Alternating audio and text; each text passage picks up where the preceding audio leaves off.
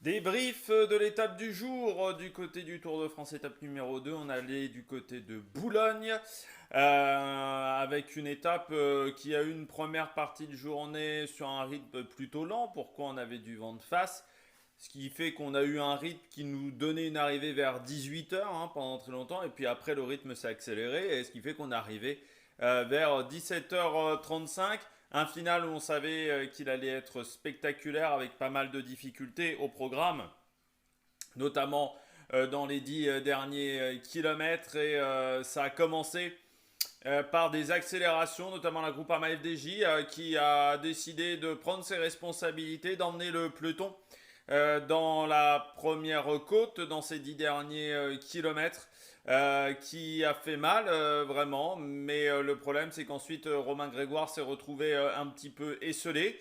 Mais il a réussi à basculer avec notamment Matteo Jorgensen, avec Vingegaard, avec Pogacar, avec Evenepoel, qui était limite à ce moment-là. Evenepoel, un petit peu mal placé au début de la difficulté et qui a réussi à remonter. Vauquelin a réussi à rentrer avec Narvaez ensuite. Et puis, on a eu de nouveau une autre difficulté qui était la côte d'Outreau. Encore des attaques, des accélérations. Dans la descente, on a eu Vauquelin, notamment, qui a tenté avec Jorgensen, mais qui n'a pas relayé.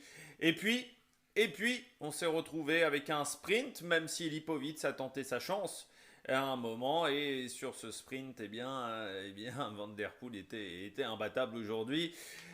Peut-être que Pogacar, si Pogacar avait démarré un peu plus loin, c'est vrai qu'à la Philippe, par exemple, accélère aux 500 mètres, il y avait peut-être l'idée d'y aller du côté de Pogacar, mais il ne voyait pas la ligne d'arrivée, alors peut-être qu'il n'a pas assez cru en ses chances à ce moment-là, et c'est là qu'a accéléré Van Der Poel, et autant vous dire qu'il n'y avait rien à faire pour aller chercher Mathieu Van Der Poel, donc Pogacar 2, Vingegaard 3e qui prend des bonifications et qui s'en sort bien du côté de cette journée.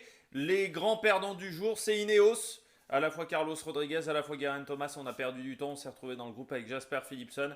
Et du côté de Carlos Rodriguez, ça commence à faire beaucoup, on est déjà à la minute 1 quasiment, donc là ça commence à faire vraiment beaucoup pour le coureur espagnol pour faire un bon classement sur ce Tour de France. On regardera quand même ce soir lors du débrief les autres coureurs qui ont perdu du temps sur cette étape. Allez, nous on se retrouve ce soir avant 21 h pour le débrief de cette journée. Ciao ciao.